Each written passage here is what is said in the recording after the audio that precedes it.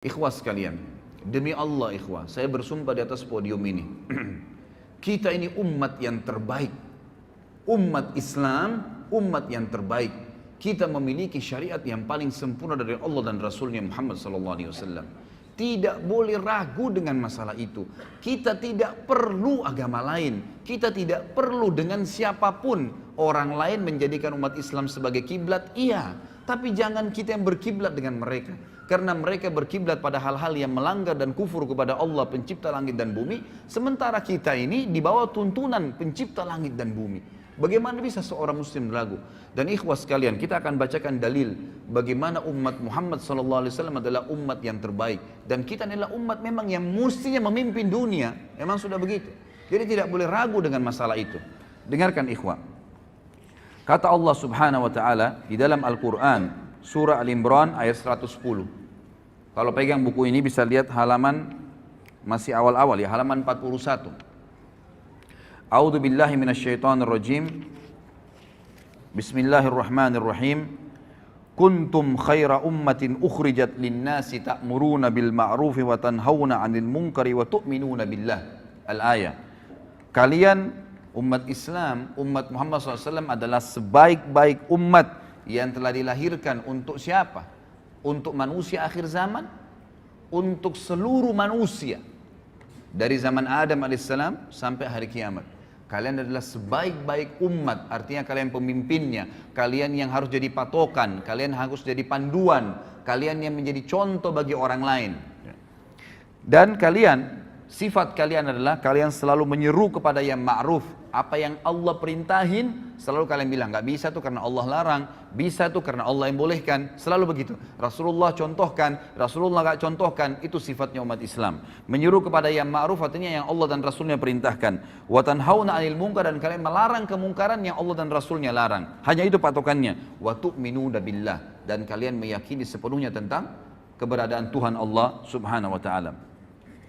Kemudian juga disebutkan di dalam surah Al-Baqarah ayat 143. Kelebihan yang kedua umat Islam adalah kata Allah Subhanahu wa taala, a'udzubillahi minasyaitonir rajim, wa kadzalika ja'alnakum ummatan wasatan litakunu syuhada'a 'alan nasi wa yakuna ar-rasulu 'alaikum syahida. Dan demikian pula kami menjadikan kamu hai umat Islam, umat pertengahan. Tidak ada sesuatu yang berat sekali, tidak ada juga yang ringan sekali, di tengah-tengah. Sementara umat sebelum kita punya hal-hal yang berat.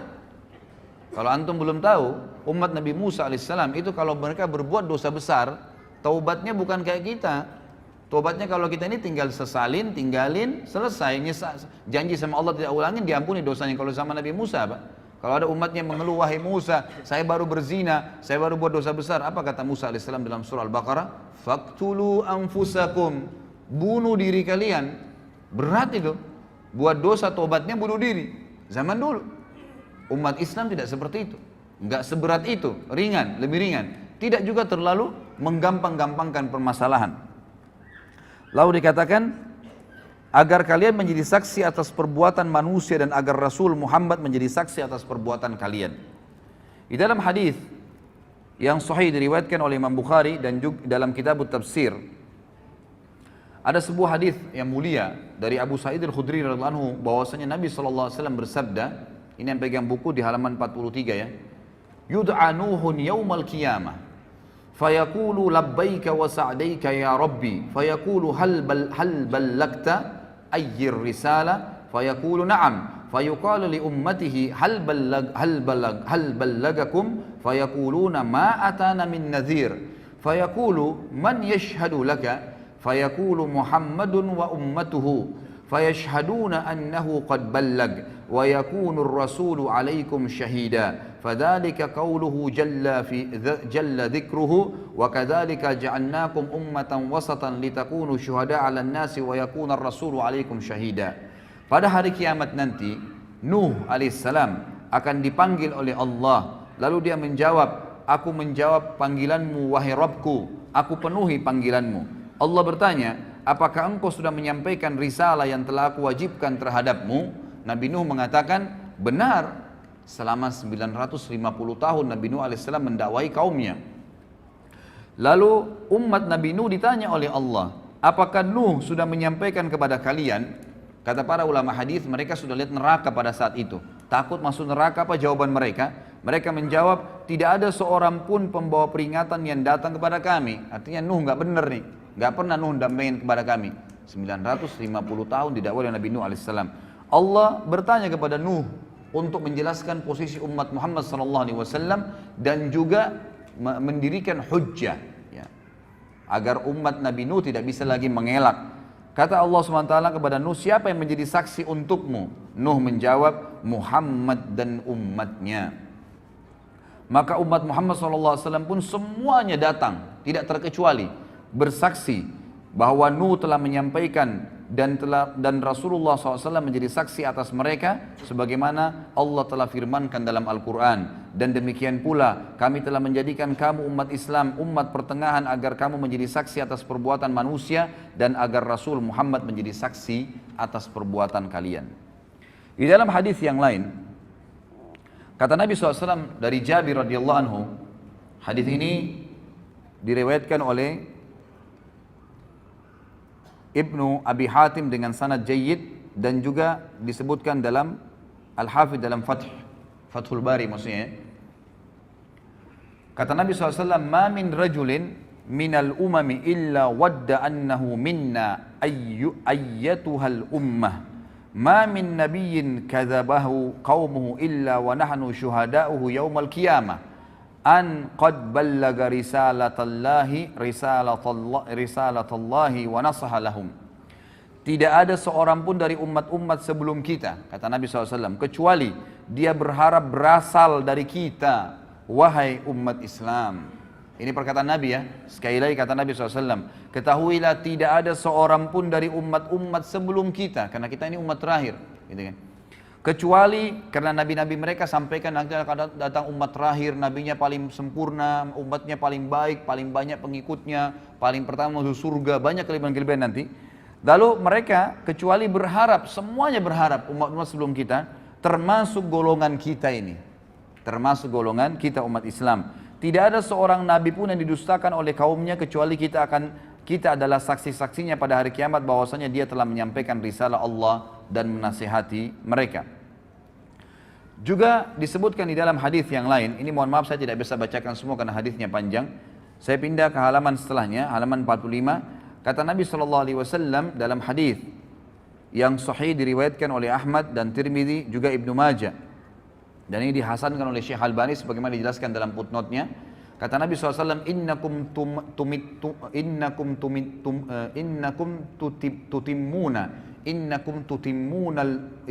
tutimmuna sab'ina ummah antum khairuha wa akramuha 'ala Allah. Sesungguhnya kalian akan melengkapi 70 umat. Ya, kata para ulama hadis maksudnya adalah ada 70 kelompok umat yang besar nanti pada hari kiamat. Dan kalian adalah yang melengkapi yang paling banyak di antara 70 umat itu. Kalian adalah yang terbaik dan termulia bagi Allah. Di dalam hadis yang lain diriwayatkan oleh Ahmad dan Tirmidzi dari Anas dan Syekh Albani mengatakan untuk mensahihkan hadis ini, kata Nabi SAW, mathalu ummati mathalul matar la yudra awwaluhu khairun am akhiruh. Umatku ibaratnya hujan, tidak diketahui mana yang paling baik, apakah yang pertama atau yang terakhirnya. Maksudnya apa? Semuanya baik. Umat Islam ini semuanya baik. Selama mereka amalkan agamanya, maka mereka adalah yang terbaik. Tidak ada bedanya antara satu dengan yang lainnya. Juga kata Nabi SAW di dalam hadis yang sahih riwayat Abu Daud, Tabarani dan juga Hakim, Nabi SAW bersabda, ummati hadhihi ummatun marhumatun laysa 'alaiha 'adzabun fil akhirah innama 'adzabuha fid dunyal fitan wazzalazilu wal qatlu wal balaya. Umatku ini adalah umat satu-satunya yang dikasihani oleh Allah. Tidak ada azab atas mereka di akhirat. Maksudnya orang-orang ya yang umat Islam ini umumnya kata ulama hadis sebelum mereka meninggal itu diberikan kesempatan untuk bertaubat. Selalu diingatkan oleh Allah Subhanahu wa taala. Jadi betul-betul orang yang masuk ke neraka nanti dari umat Islam ini umat-umat yang betul-betul menyimpang. Benar-benar tidak mau bertaubat, tidak mau kembali ke jalan Allah Subhanahu wa taala. Akan tetapi azabnya akan datang di dunia dalam bentuk fitnah-fitnah, gempa bumi, pembunuhan, mungkin mereka dibunuh oleh orang-orang lain, dan wabah penyakit. Kemudian di dalam hadis yang lain juga diriwayatkan Imam Muslim dari Abu Musa al-Asy'ari bahwasanya Nabi sallallahu alaihi wasallam bersabda, "Inna Allah azza wa jal idza arada rahmata ummatin min ibadihi qabada nabiyyaha qablaha faja'alahu laha faratan wa salafan baina yadayha wa idza arada halakata ummatin azzabaha wa nabiyyuha hayyun fa ahlakaha wa huwa yanzuru fa aqarra ainahu bihalatiha hina kadzabuhu wa asaw amrah." Jika Allah Azza wa Jalla hendak merahmati suatu umat dari hamba-hambanya, niscaya dia mengambil atau mewafatkan nabinya sebelum mereka. Seperti Nabi Muhammad SAW wafat sebelum para sahabat umumnya, dia menjadikan nabi tersebut sebagai pendahulu di hadapan mereka sehingga bisa dicontohin. Jika Allah hendak membinasakan satu umat, niscaya dia Allah menyiksanya sebelum nabi mereka atau selama nabi mereka masih hidup. Allah membinasakan mereka sedangkan nabi mereka melihatnya. Seperti kasus Nabi Nuh, Nabi Lut, jadi dilihat. Dia membuatnya tenang dengan kebinasaan mereka manakala mereka mendustakan dan menyelisihi perintahnya. Kemudian juga kelebihan umat Muhammad SAW yang lain adalah hadis disebutkan oleh Ibnu Majah dan Baihaqi, disahihkan oleh Syekh Albani dari Abu Hurairah radhiyallahu anhu bahwasanya Nabi SAW bersabda, "Inna Allah tajawaza li ummati amma tuwaswisu bihi suduruha atau suduruha ma lam ta'mal aw tatakallam bihi wa mastukriha alaih." Sesungguhnya Allah memaafkan umatku apa yang terbersit dalam hati mereka selama mereka belum melakukannya. Jadi kalau kita lagi sholat, kemudian ada bisikan-bisikan riya, bisikan apa saja, selama kita belum iyakan, maka tidak terhitung batal, gitu kan? Sebab semua ibadah pasti ada terlintas bisikan setan ya. Kita mau sedekah, tuh orang puji, itu orang ini. Kita lagi sholat tuh, indahkan ada teman di sebelah kamu, kamu dipuji. Kita lagi berdoa seperti itu. Selama kita nggak iyakan, maka tidak ada masalah. Tapi kalau kita sudah iyakan baru terjadi riya itu, mendapatkan dosa. Seperti itu. Allah SWT memudahkan bagi umat ini seperti itu. Jadi Allah Subhanahu wa taala memaafkan umatku apa yang terbersih dalam hati mereka, maksudnya digoda oleh syaitan selama mereka belum melakukannya atau mengucapkannya, dan apa yang mereka dipaksa atasnya. Kalau dipaksa lakukan satu perbuatan, kalau tidak dia akan dibunuh. Seperti kasus Ammar ibn Yasir, ya radhiyallahu anhu, pada saat ayahnya dan ibunya Ammar dan Sumayyah dibunuh oleh Abu Jahal, maka Ammar masih kecil, umurnya 7 tahun, 8 tahun. Ketakutan, disiksa sama Abu Jahal. Abu Jahal bilang, "Saya akan siksa kamu, saya tidak bunuh langsung sampai habis semua kulitmu, sampai kamu kesakitan luar biasa dan kamu mati tersiksa, kalau kau tidak kufur kepada Muhammad." Maka kata Ammar, "Baiklah, apa yang kau mau wahai Abu Jahal?" Kata Abu Jahal, "Katakan saya kufur kepada risalahnya Muhammad, kufur kepada kenabian Muhammad." Maka Ammar mengatakan, "Saya kufur kepada risalahnya Muhammad." Lalu Abu Jahal tidak puas, lewatlah unta betina. Lalu kata Abu Jahal, "Saya tidak akan lepaskan kau kecuali kau katakan unta ini Tuhanku." Maka Ammar pun berkata, "Unta ini Tuhanku." Baru dilepas. Ammar bin Yasir radhiyallahu anhu waktu lepas dari azab merasa menyesal, ya terbebani hatinya. Kenapa tadi nggak sekalian biarin aja saya disiksa? Lalu dia datang kepada Nabi SAW mengatakan, umur 7 tahun, 8 tahun, ini luar biasa imannya.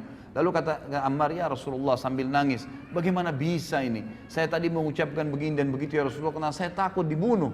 Kata Nabi SAW, "Wahai Ammar, kalau seandainya diulangin lagi kepadamu besok, ucapkanlah. Selama memang bukan hatimu yang menginginkannya." Artinya memang dipaksa, gitu kan? Ini terlepas dari, ini adalah sebuah hal yang tidak dihukum bagi umat Muhammad sallallahu alaihi wasallam.